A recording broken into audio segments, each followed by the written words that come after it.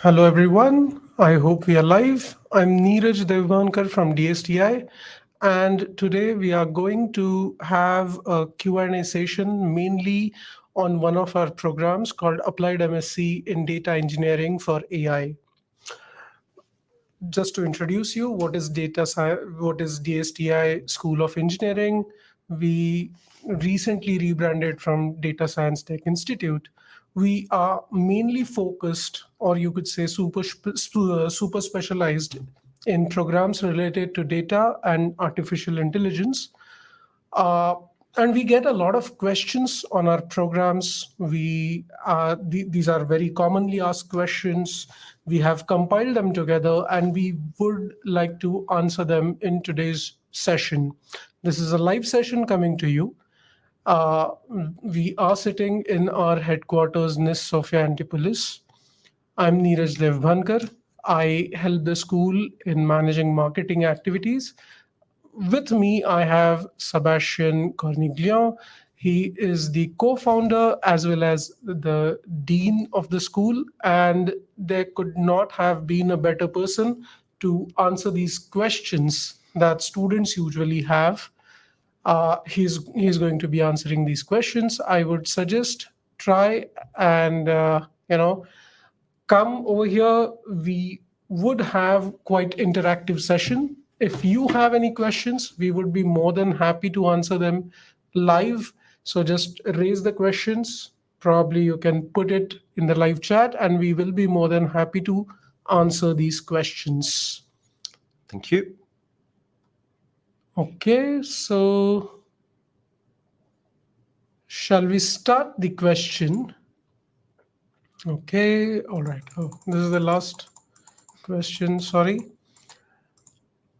So, as I said, this is a particular session where we will try to answer questions and answers that students usually ask us on our program called DSTI Applied MSc in Data Engineering for AI. If you are already doing, these if you're already working in data engineering, or you are considering joining a program in data engineering at DSTI, this session is for you.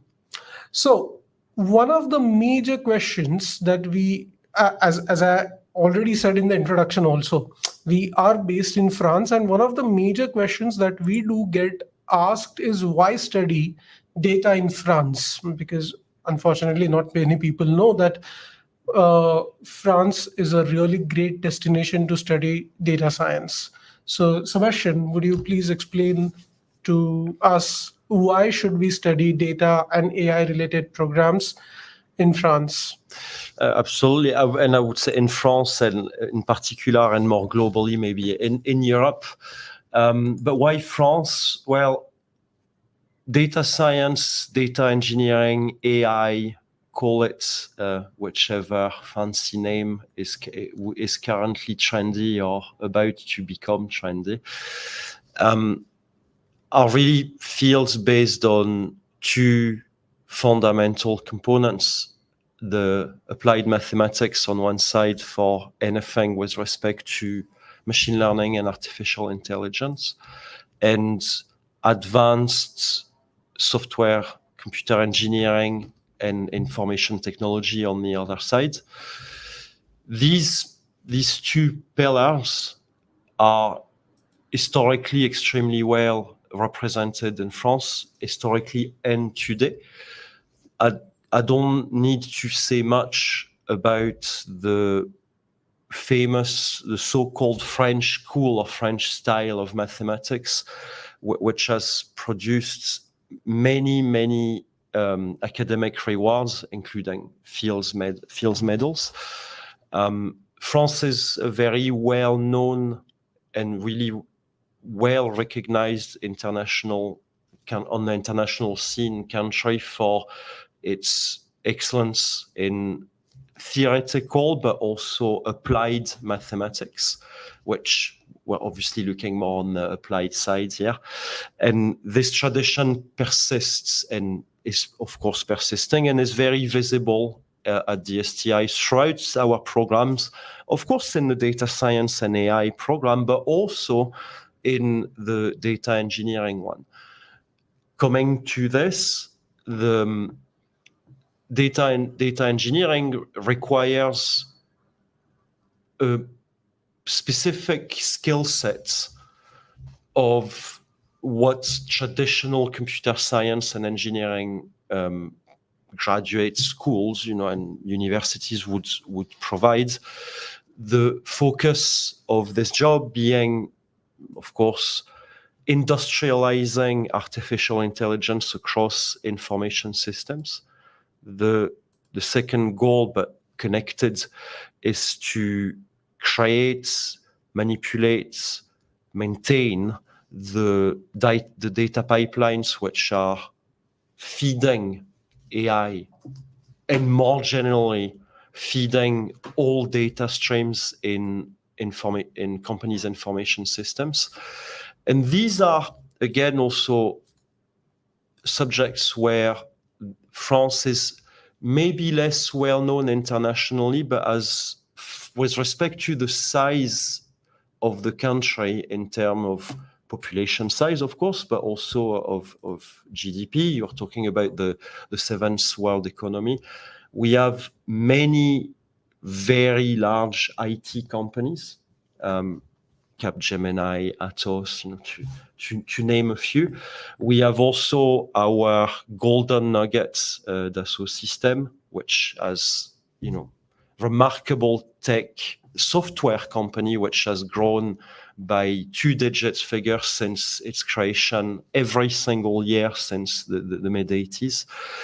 So there is a general global sturdy and also recruiting profitable markets for these skills in France. Hence, consequently, the educational offer, which is positioned towards feeding these needs and these skills.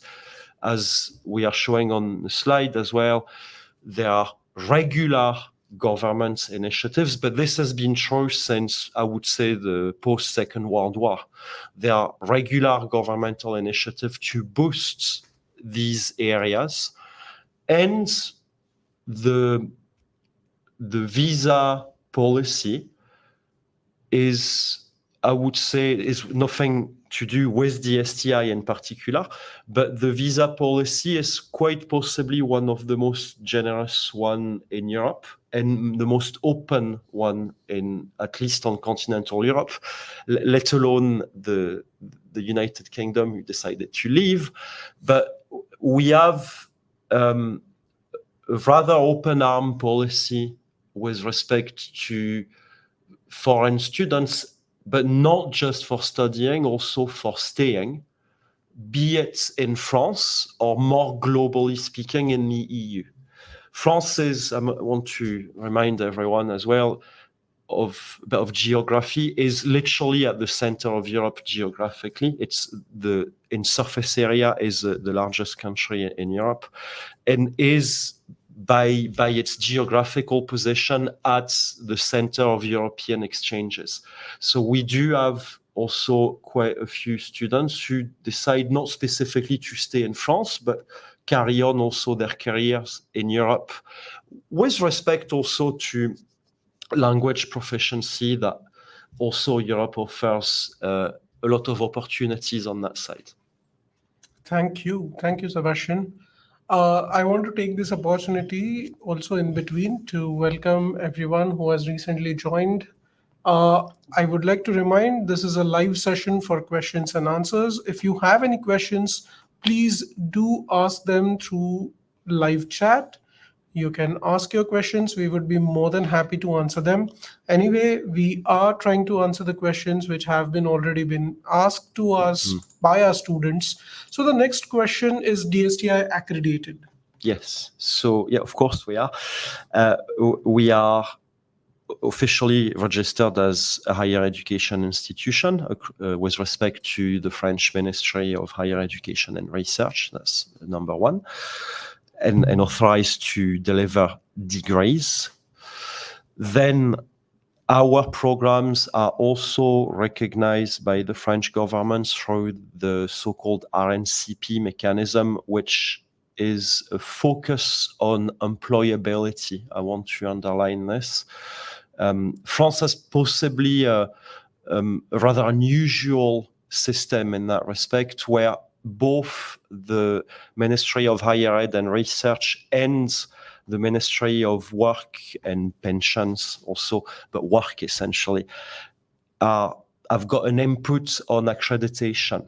And we, by the nature of DSTI, we tend to favor the accreditation which is geared, focused on scrutinizing our students' employability, which is what the RNCP does. So our master's level program are accredited at level 7. So at master's level, this number, level 7, is the European qualification framework, which is European-wide, which also means that both the higher ed degree and the title that you get from this RNCP accreditation are, for the degree, of course, very international, and for the RNCP title, because its European standard framework is very well understood, accepted, recognized Europe-wide and beyond. Great, great. So we do have a lot of people joining us on LinkedIn. I just want to remind again, ask questions. We are more than happy to answer. So what are the programs that DSTI offers? So it's becoming more and more varied now. However, we are a specialist institution. Okay, we don't have programs in humanities and social sciences and business. So we are very focused on science and technology.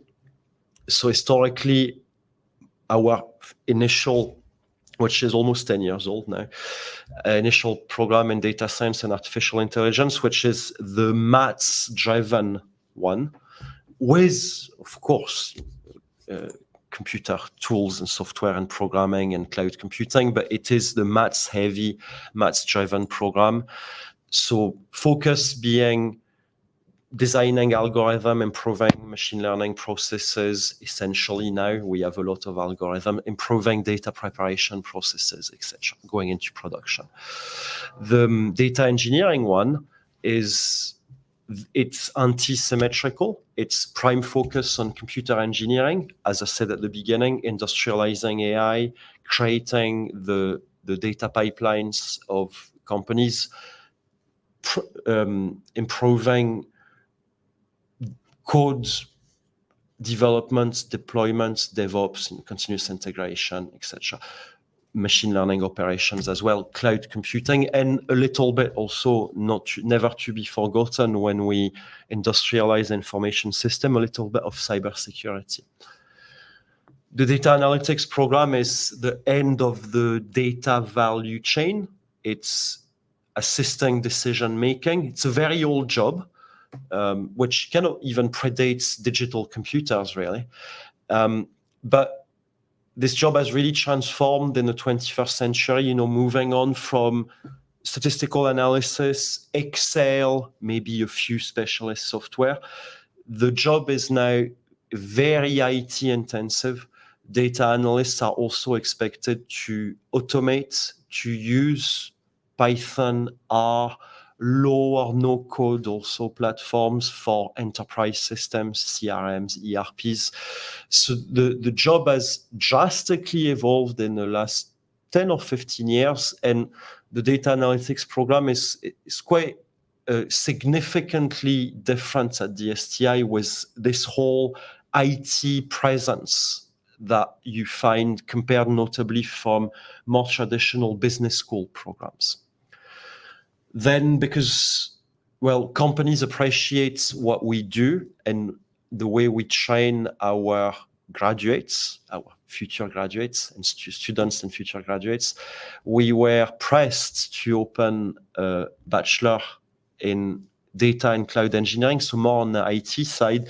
This bachelor starts in French, so it's geared towards a rather more French-speaking population. It progressively moves into English, but the first year is spoken in French. And latterly, how could we not go into the cybersecurity aspect? I mean, it's around everything else we do, but it is also very close to our hearts, because without talking too much, if you look at who are the founders and who are the directors of DSTI, we are all very much, no matter our various ages and experience, we are all very much industry geared, including in the defense industry. So it was just completely normal that along all the data-centric MSCs, we have also a very heavy, technically speaking, masters in cybersecurity, which is also rather geared at not French speaking, but in Europe, because it's exclusively executed in apprenticeship modes in France. So it has special requirements in terms of logistics and admissions for this one. And very briefly, DSTI is a partner of the oldest and one of the most prestigious, I would say, classical mechanical engineering school in France, the so-called Arts and Crafts and Arts et Métiers graduate school.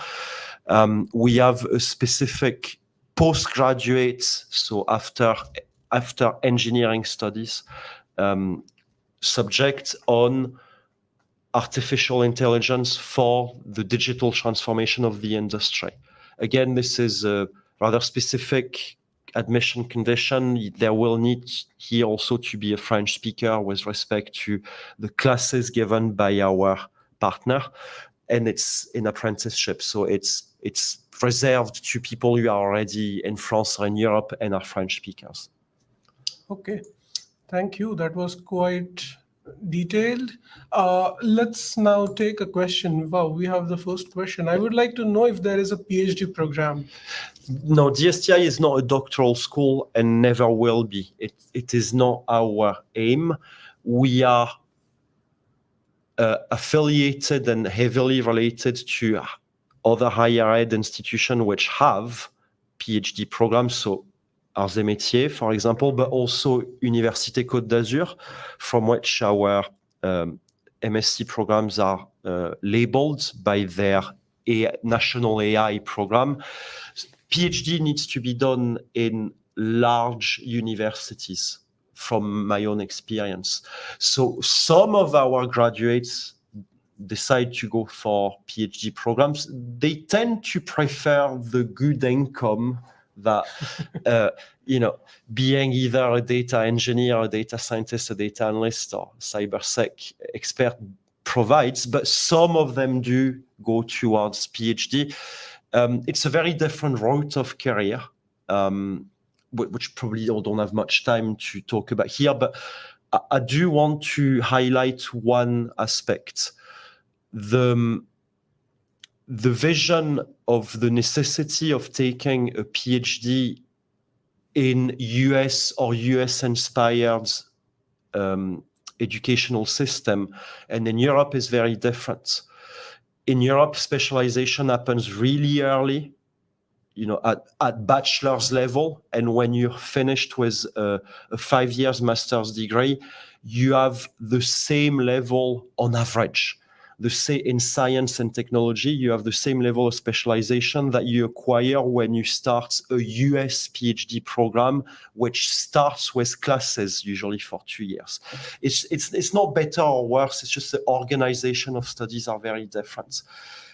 In Europe, it is really not necessary to have a PhD to operate at a good level of wages and salaries as a data engineer or data scientist or a data analyst. It is indeed a question that is worth asking if your aim is US employment, but it's very different in Europe. Right. I hope, Mohammed, you got your answer. Let's go to the next question. Guys, if you have any questions, you can post them live. We would be more than happy to answer all types of questions regarding DSTI School of Engineering, DSTI, or mainly what we are going to focus on today is Applied MSc in Data Engineering. So if you have any questions regarding the program mainly or regarding our institution, we would be more than happy. Please shoot. The next question usually is, what is your program Applied MSc in Data Engineering for AI? So in a very global picture, core focus, computer engineering, software engineering, database engineering, querying, etc., modeling, operational methodologies, DevOps, MLOps, cloud computing, etc. So it's very IT heavy. There's a lot of know-how in this program because computer engineering, generally speaking, and data engineering are one of the very rare engineering disciplines which are not ruled entirely by mathematics and physics. It's not like mechanical engineering, for example. So you don't have the laws of physics to guide you. It's a lot of empirical know-how knowledge for which we need a very clean balance between academia and professional expertise, which I think is extremely well represented in this program. Most of the IT heavy classes, I'm also, of course, talking about big data platforms for distributed storage, distributed computation. This needs to be done, and it is performed by professionals who do this as their day-to-day jobs. Then you have also in this program the connection to the fact that a data engineer is here to industrialize AI. And you're not a data scientist, you're not an applied mathematician, but you may find yourself, and that's where our students find themselves, in cases where, for example, some prototypes which have been constructed by data scientists, which have been coded in R and Python, need to go at really large scale, high performance, need to be sometimes re-implemented in lower level programming languages, C, C++, to give a few traditional examples. And then when you're at that stage, you do need to make a connection with the maths and the science that your colleagues would be working on. As such, there's a whole bunch of common classes, which include also machine learning classes, deep learning, semantic web, etc., to be able to construct this bridge and this collaboration. The same applies for the data science program. They are not in their ivory tower of maths. They have also a lot of IT classes in order to make this contribution.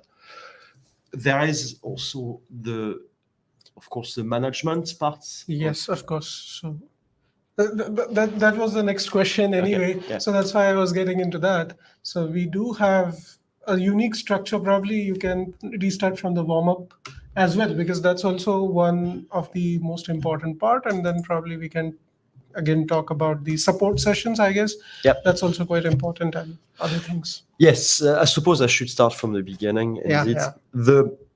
The warm-up is the common language to everyone.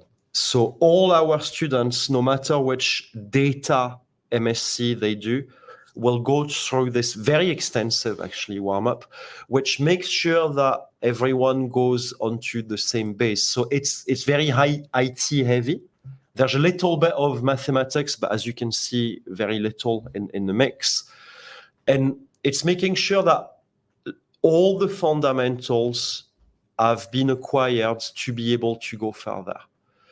Then the programs progress between their common classes and their specialists classes with respect to which specialization you're in. So in the data engineering program, past the common classes, which, for example, SQL, as you can imagine, everyone needs to take an SQL class, no matter who you are. But there will be specifics, web engineering, document databases, data pipelines, for example, a wider range of cloud computing classes, more on data warehousing and the extract, transform, load process, which are all these, specifics to the know-how of the technical know-how of a data engineer. Awesome.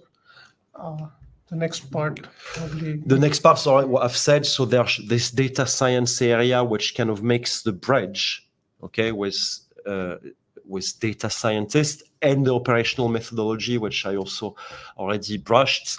I want to underline that we have a low ethics and low class, not for the sake of it, because it's very important and it's something that we really strongly believe in. There is the law on one side, and that's, everyone needs to observe the law, but there is also many questions in our jobs, and including in data engineering, for which the law doesn't have an answer. And sometimes it's good to switch off the technical and science brain and to switch on the more social, humanities, societal part of the brain. And this is also why this class is there, along with project management, of course. Of course. Would you elaborate probably on the support sessions and Sure. as well as the integrated professional experience So a bit probably? Yeah. The support sessions are within the same spirit as what the US system called repetition classes, or it's there to, after the actual class, usually with a different professor from the class being given, to basically reverse the class. Yeah. Students ask questions which are prepared in advance, collated by our direction of studies team, and then we try and find another professor who is skilled, of course, in the subject, who will spend with you these questions and reviews of any doubt, any area that would have been left unclear, that allows you to progress and, of course, perform better at your exams. Awesome. So Ayush Mishra has asked really interesting questions. There are a bunch of questions in one go. So are any opportunities of entrepreneurship post the program? Is there any type of support provided by DSTI? How is overall entrepreneurship ecosystem in France for people coming from foreign countries, especially India? Oof, it's a really wide question. So let me be very clear and honest. Our goal is to make sure that once you finished your studies, you have a professional environment where you can apply these skills and we can assess that, because this is part of your graduation, which is very customary in Europe. And most particularly in France, we have a long-standing culture of internships, which are part of you being able to graduate as a student. In order to do this, you need to be in an environment where you can hone your skills. Now, I am an entrepreneur myself. I had many different experiences. And I can tell you for sure one thing is, when you start something, your primary goal is to get customers, to get minimum products, to go to markets. It is, to me and to us, it is not the most favorable environment, because of the other pressure that you have, to be able to apply such a wide range of skills as you would acquire in one of our programs. Don't get me wrong, I cannot be against the idea of entrepreneurship myself, but it's not just the right time and place. So with respect to graduation, it's not something that we usually have unless you're already integrated in a project that has gone further and that can be discussed.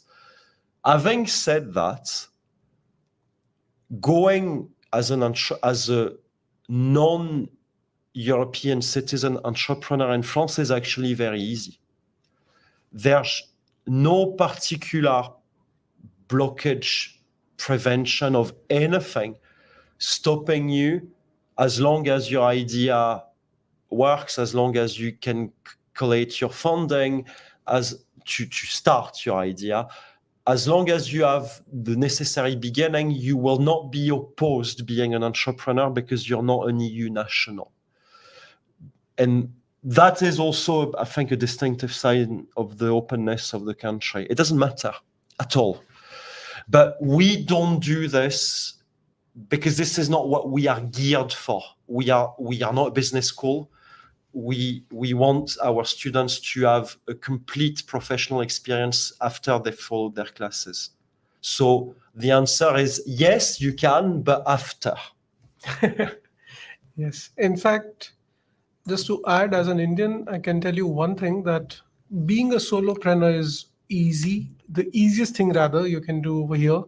And there are a lot of Indians who do that, in fact. I hope, Ayush, you got the answer.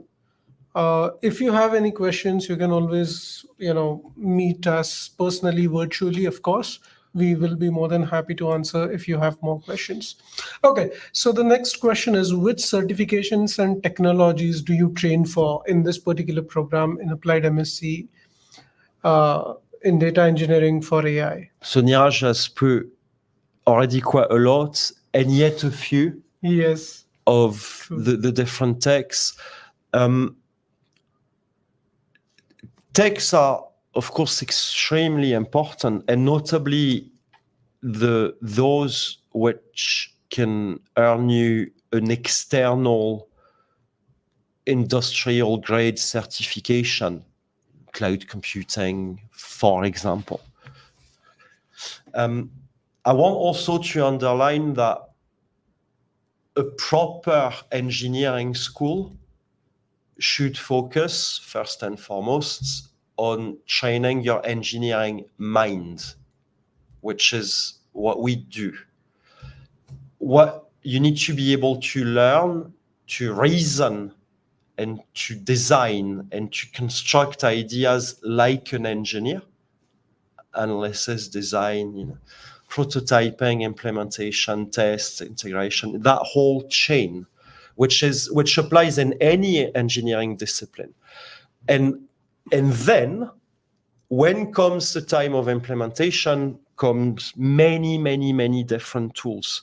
But in Europe, and in France, I would say in particular,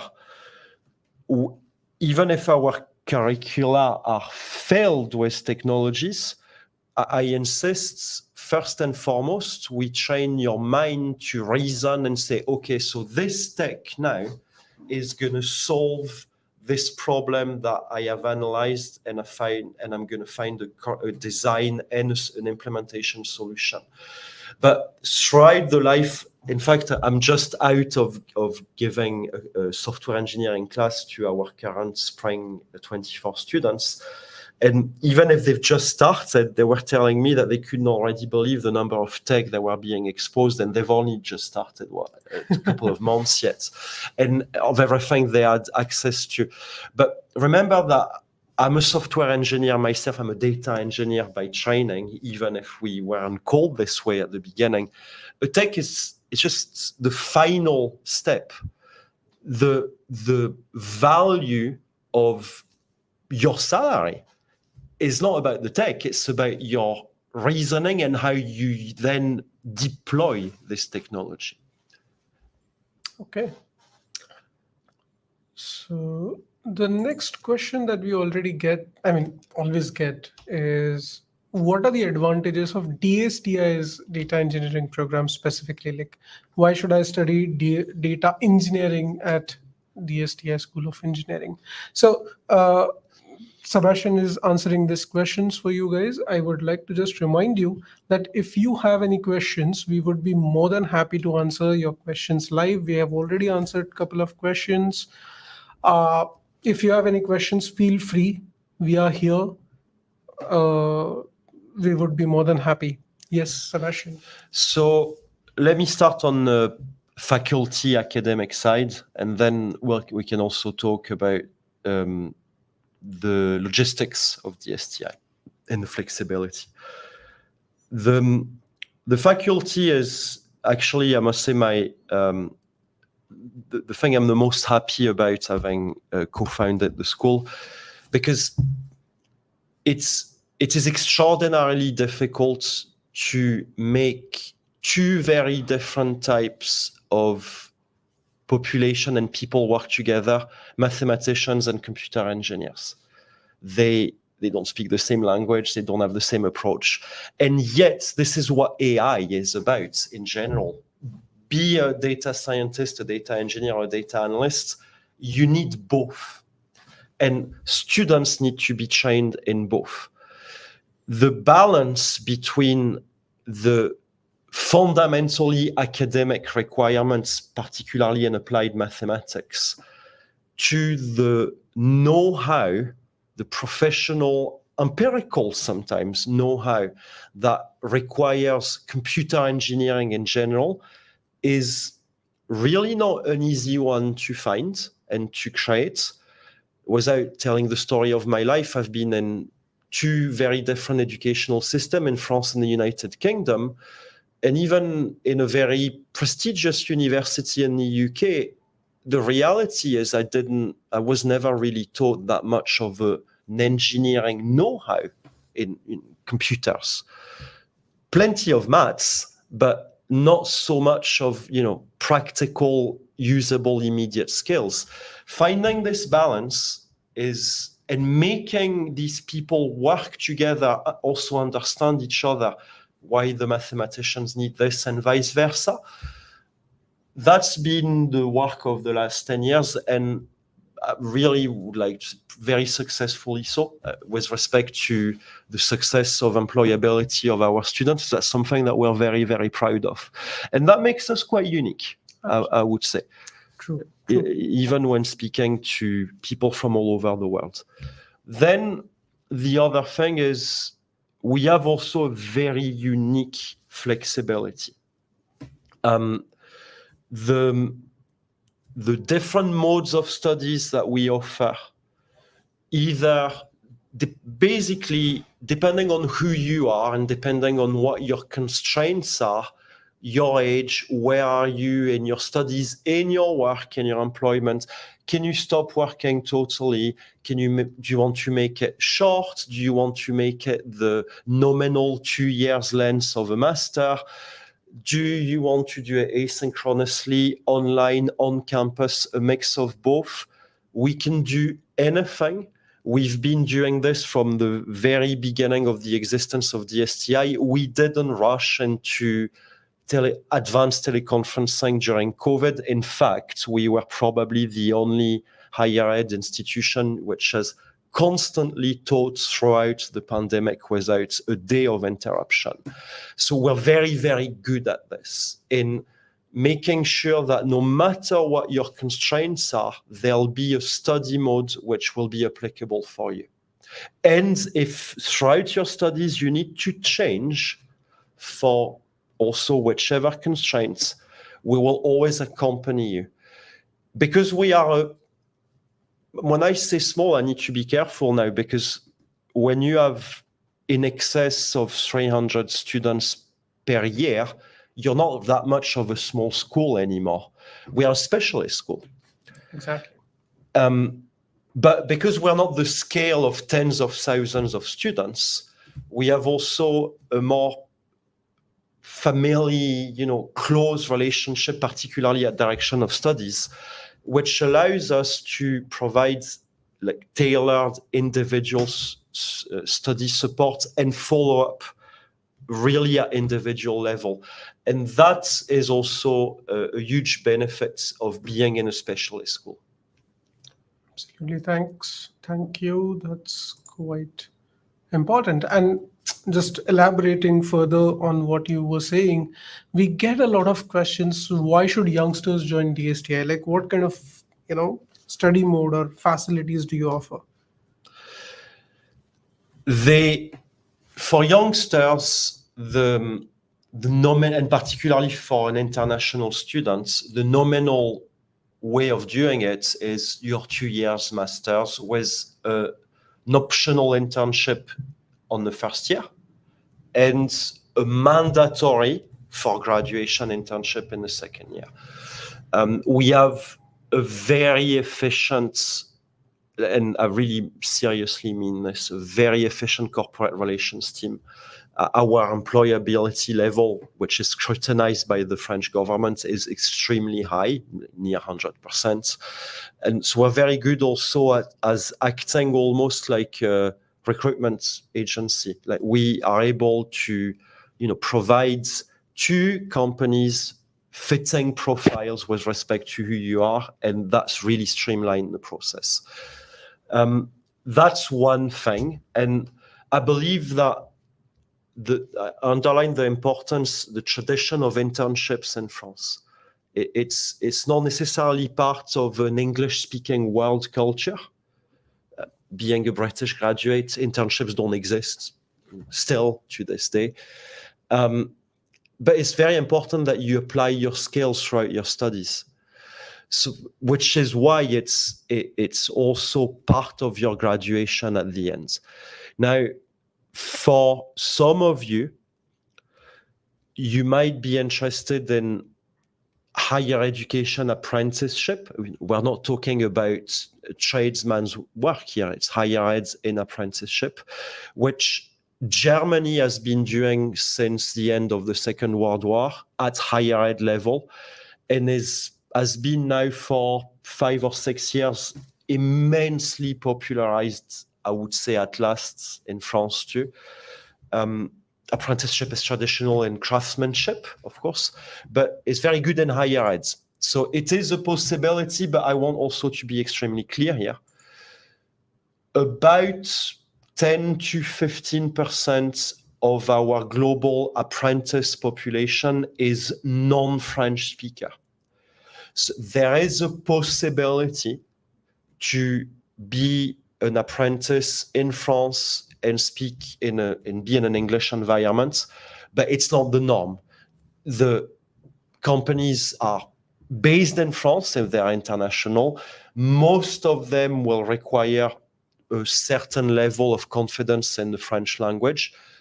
It is possible, but it's not the norm for non-French speakers. It's not about you being international or not. If you're in India, if you speak French, if you're from Pondicherry, for example, no problem at all. It's about the spoken language. It's not about the nationality. Right. Thank you. Why should professionals join? What kind of flexibility DSTI offers when it comes to studying data engineering? I think that's where we're very different from many other institutions. In fact, DSTI was designed, built, constructed initially for what we call continuing education, for people who were usually 30 and above, sometimes quite above. That's how we started 10 years ago. We were geared at compacting what is nominally a 2 years master program.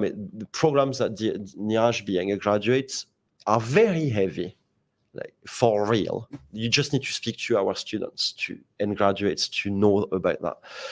To compact this in a very short timeline, 9 months of classes, which is very intense, in order for you to shoot back into the employment market as soon as possible. It's the same degree, the same classes, the same exams, the same everything. In fact, it's our central organization even today. We offshoot everything else from this accelerated mode.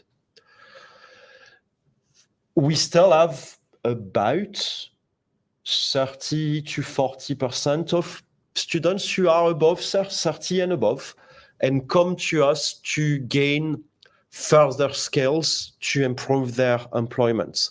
They do this either live, on campus or online, or if they can't, and many cannot, we have our third campus, which is the world, basically, in self-paced online course students, so in asynchronous mode. Every single thing we do at DSTI is fully recorded, digitalized, transcribed, chaptered. Everything is digital. So we have today about 130 students across the world who follow the program at a longer pace. Very flexible. Sometimes they can come and say, I want to spend a week live classes because I want to do this course live. And then they'll do the rest asynchronously. On average, it takes about 3 years on average to finish the program. Again, same degree at the end, same classes, same exams. But here you have a complete one-to-one follow-up.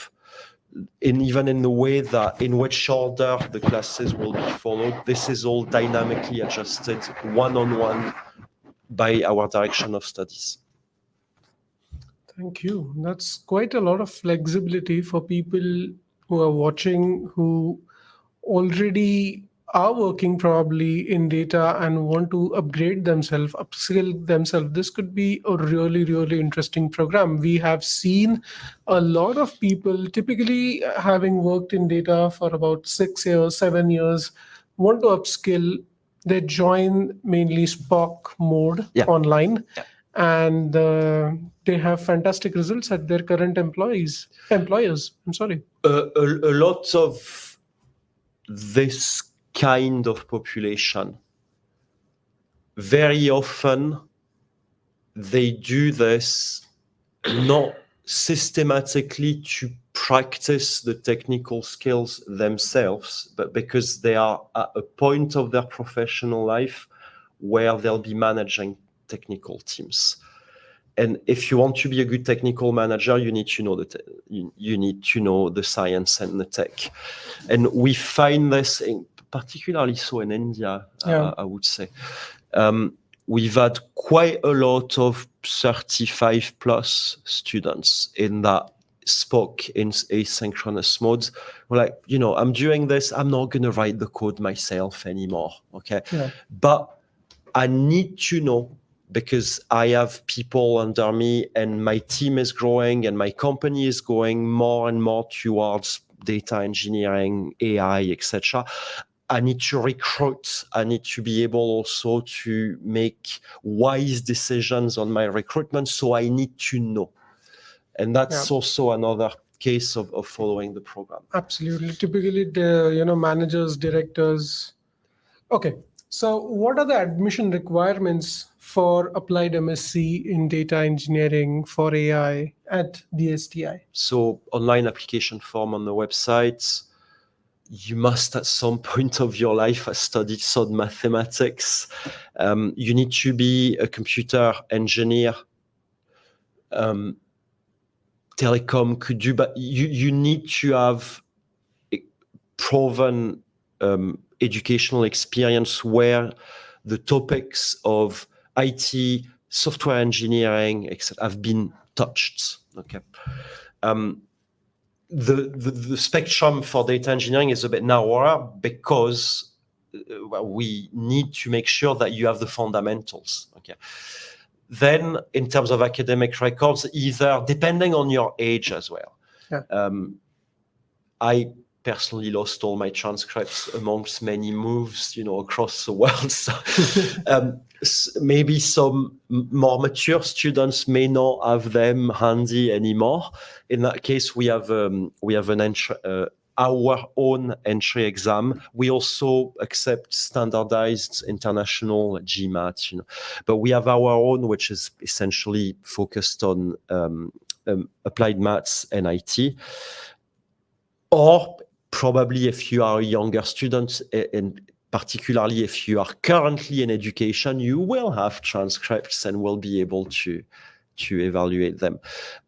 We are not requiring an English test, well, notably if your country of origin is an English-speaking country. But if it's not the case, we have an admission interview anyway. So the process involves both records and admission interviews. And I don't believe in English tests. I've seen in my life too many times people having English tests at very high score, and I was disappointed when exchanging and discussing with them. So the way we assess your English is by speaking to you. Yeah. So this is the admission process, in case you're wondering, that those were the criteria. And if you look at the application, what we require in application is a very, very straightforward thing. All we need is your CV, cover letter, probably your mark sheets, or standardized tests, or you could give our test if you don't have your mark sheets. But of course, we need your bachelor's degree certificate. Entry exam, as we said, is an optional thing. In case you have lost your mark sheets, then you can go for entry exam. Then we typically have admission interview, where we would be checking mainly your motivation and your English proficiency, and then we would convey our final decision through the email, and then we can give you official decision later based on typical bureaucratic procedures. Okay, so the next question is, tell me more about this Sophia Antipolis campus. So this is one question where I find it a bit difficult to answer. That probably you will answer better than me. And when people ask about this, can I get a job if I come to Sophia? So I'll try and be as concise as I can. In the early 60s, some, and particularly one person, a French senator,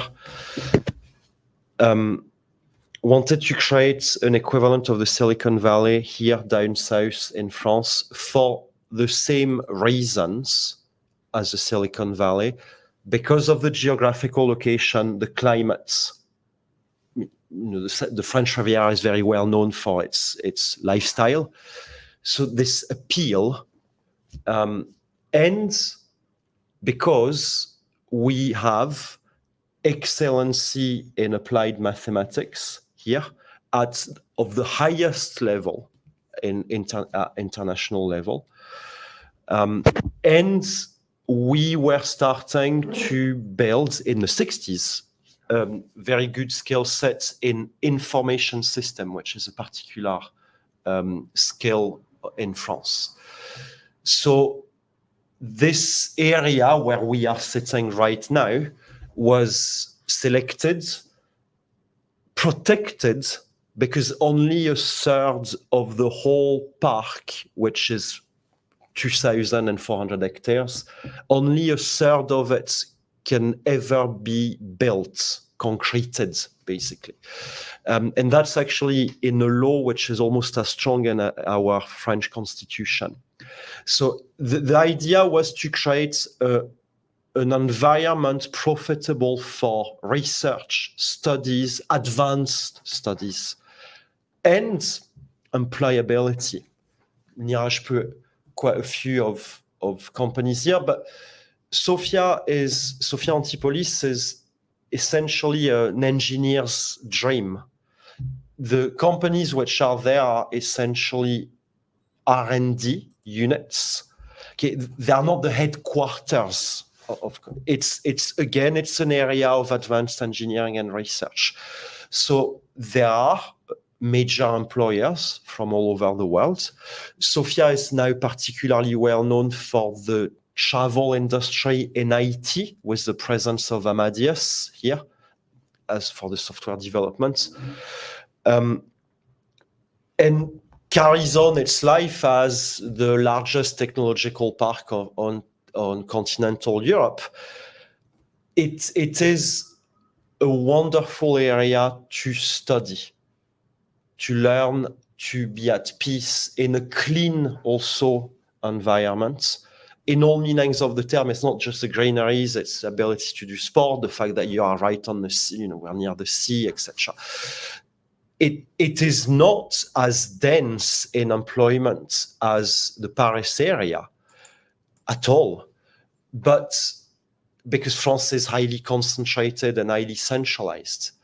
But it's a wonderful area to be a student and to chill, basically, in a very demanding educational program. So we always advise international students, unless you're a big city lover, but we always advise international students, say, look, it doesn't matter where you go, the school is the same and the school is permanently connected between campuses anyway. You should probably consider coming down to the French Riviera. For example, go to the Cannes Film Festival, which is literally like 15 minutes away from here. Enjoy that while you can, during your studies. And if you love it and if you get a job here, that's great. Otherwise, the rest of France and Paris notably, and the rest of Europe is at your doorstep. Absolutely. Thank you. So this is another question that we typically get. It's what are the cheaper living as well. expenses at NIS of Antipolis? You can see it's quite cheaper than cheap. Paris. Absolutely. Yeah. It's much cheaper than Paris. Plus, it's not, as expensive as rest of the Europe, probably the northern part of the Europe. So, it's not the cheapest place in France, yeah, that's for sure. It's not. It's the French Riviera, but it is significantly cheaper than Paris, including for accommodation. So again, that's why we can often advise come down south, enjoy your time when you're studying, and then when comes professional life, you'll see if you have an opportunity here, great. If not, the rest of France and Europe is at your doorstep. Yeah.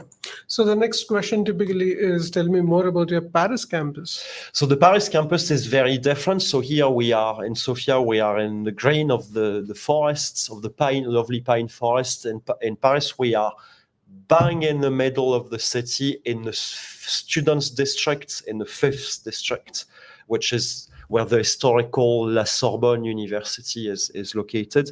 It's very lively. It's a city campus. So it's close to everything. And it's got all the advantages of inconvenience of a city. It's quite bustly. It's a bit smaller than the Sophia campus as well. Even if we are extending our premises inside the Arts et Métiers graduate School of Engineering, which is 2 steps away. We are very near from each other. So in their lovely old 19th century building, but it's city life. So Paris is an incredibly dense city, which if there's a few Indian audience here, you wouldn't be bothered by that at all. But it's a different lifestyle, and of course the advantage of Paris, due to the fact that France is very economically concentrated and centralized, you have absolutely everything in Paris, all the headquarters, etc., including I think Paris is, with London, the 2 greatest GDP area, generating in Europe. So just plenty of opportunities. Absolutely. It's more expensive. You can see from here, it's more expensive. Typically public transport, monthly expenses, much, much higher than other things. Even the rents are higher. And you need to consider that realistically, we are locating in the city center of Paris, which is great, lovely. I'm going tonight to Paris. But realistically, living in the city center of Paris is very expensive. So you'll need to commute. You'll probably need to be a bit out from the heart of the Paris city center. Right. Okay, guys, please let us know if you have any questions. You can type in the live chat. We will be more than happy to answer your questions. Okay, this is I've pretty much one covered question that. which usually comes Even we, at DSTI try and emphasize on this particular thing, still it comes. So probably could you elaborate a bit about it? I'll just add a few more words from what I said earlier. For us, online and on campus, there's no difference. DSTI was constructed this way to be in a permanent state of hybrid. You choose whichever campus you go. We are not two different campuses. The classes are live, from one campus to another and online. Professors are either on one side or the other. We have all our kits in the campus. We have online students. For us, it's just, it's the 21st century, isn't it? It's up to you, to what you want, to what you need, to what your constraints are. We know, and again, you just need to speak to our students, that it works, and it works beautifully well, actually.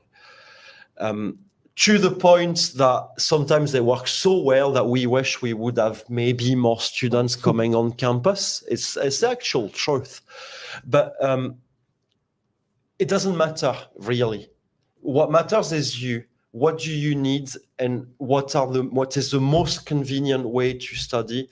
For us, live, online, on campus, asynchronous, everything is the same. It leads to the same degree, to the same education, to the same support. Thank you. Okay, so still some may have this particular question, sorry. How exactly does online education work at DSTI? Like, let's say if I enroll for a particular program, how are you going to deliver the program? So if you're live, because of course it's very different, if you're a live online student, you follow the classes with everyone else. Today, we use whichever teleconference technology that we deem suitable at any given point of time. Today we use Teams because it works really well with our system. We have, you can see, this is not a classroom, this is a meeting room, but in every single table of a classroom, you have mics, you have double cameras facing the professor, facing the students. So if you're an online student, you're completely immersed in Paris, in Sophia, Antipolis, you and all the other online students. Focus is made on the professor's camera, of course, but you can interact live with absolutely everyone. Professors can also interact upon your agreement, of course, interact with your computer in order to help you coding, debugging, configuring something, whilst projecting this help live to everyone else on campus and online. Everything gets recorded. You can replay this as many times as you want. And as I was saying earlier, it works so well that we have a lot of people who say, you know what, I don't want to commute today. I'll just stay at home and follow live, because the quality of the teleconferencing system is just amazing.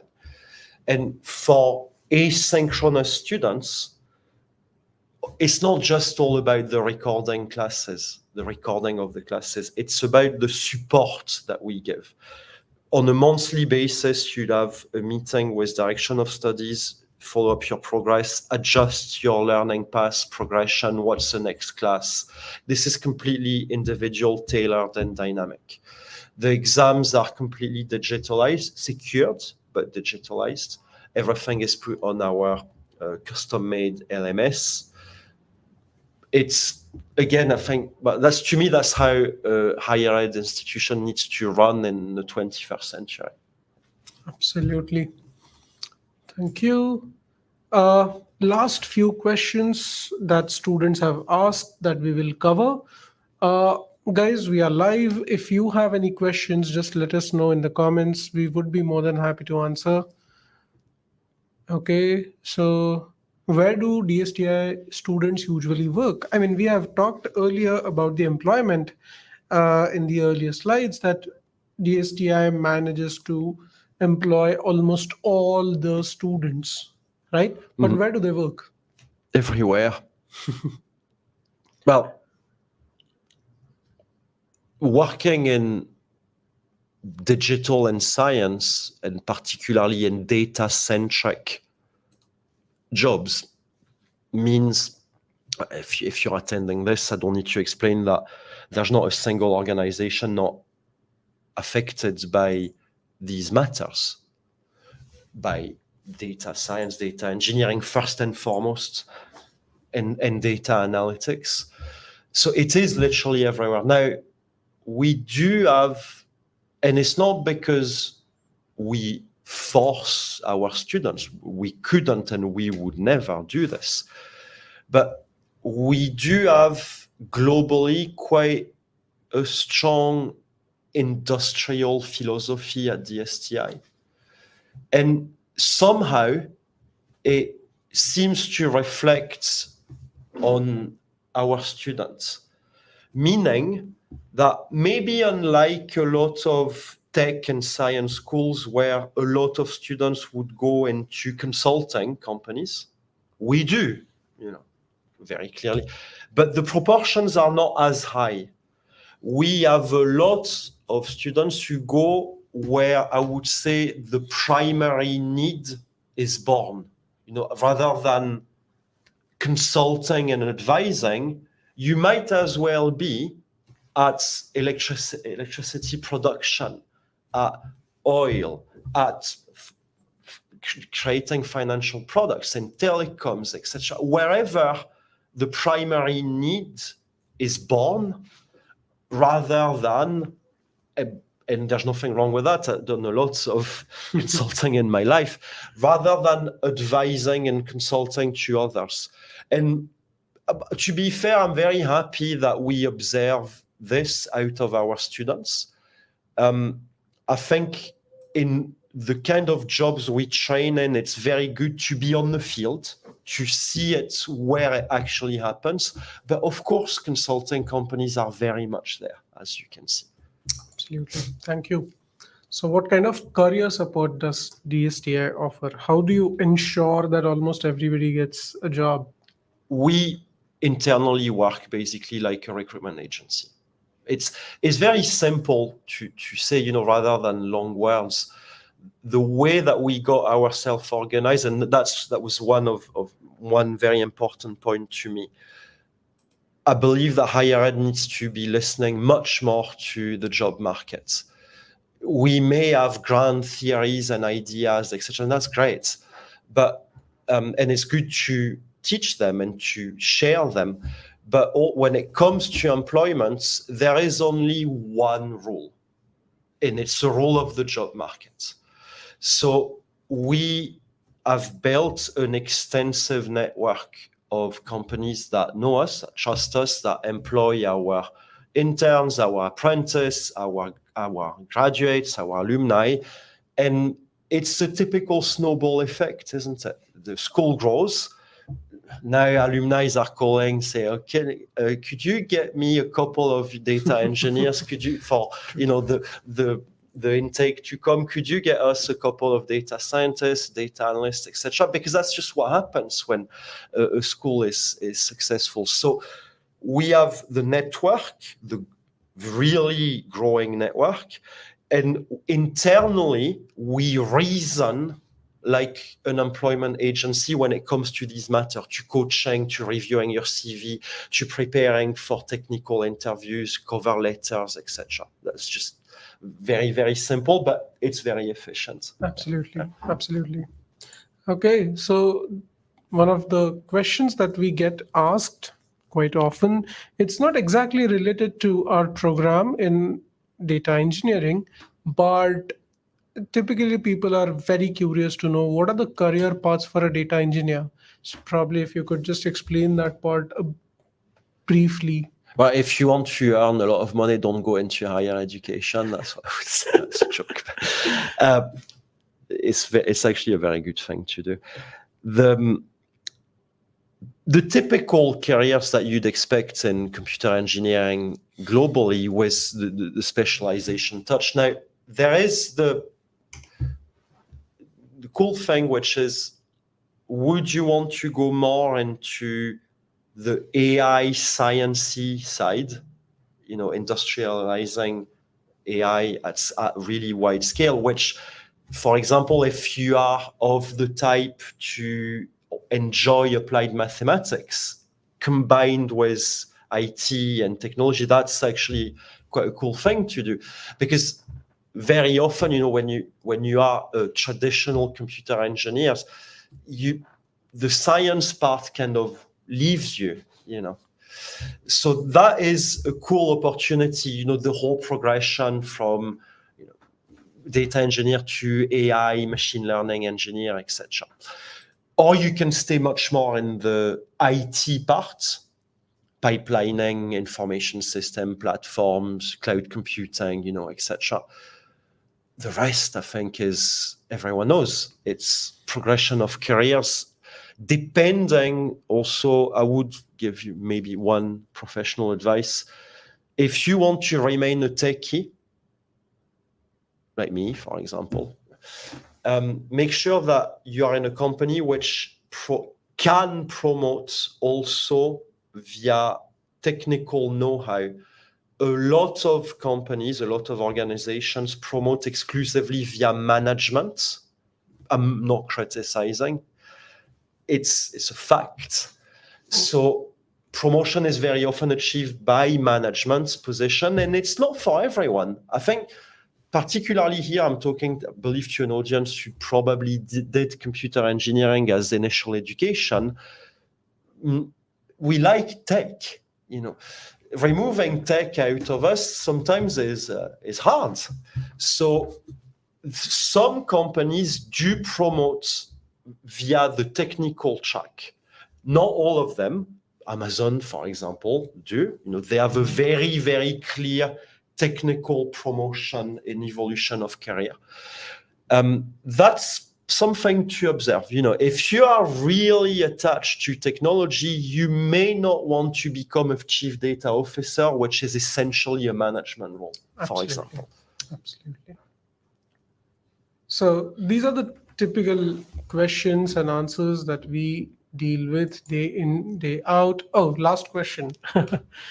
Quite important one. What are the tuition fees for studying applied MSc in data engineering for AI? So they're all you don't need to subscribe to any newsletter or give your email to download the brochure. The fees are clear and displayed on the website. They're here. We don't hide anything. We are, and you can benchmark this, we are a level of tuition fees which is in the lower scale of what you would consider good institutions and efficient.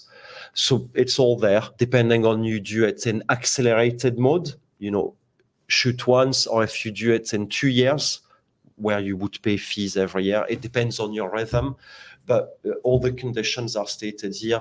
Typical deposit, the fees need to be paid before the year starts. There's nothing really unusual or strange, in our various policies. Okay. So thank you, guys. Thank you for being here online with us.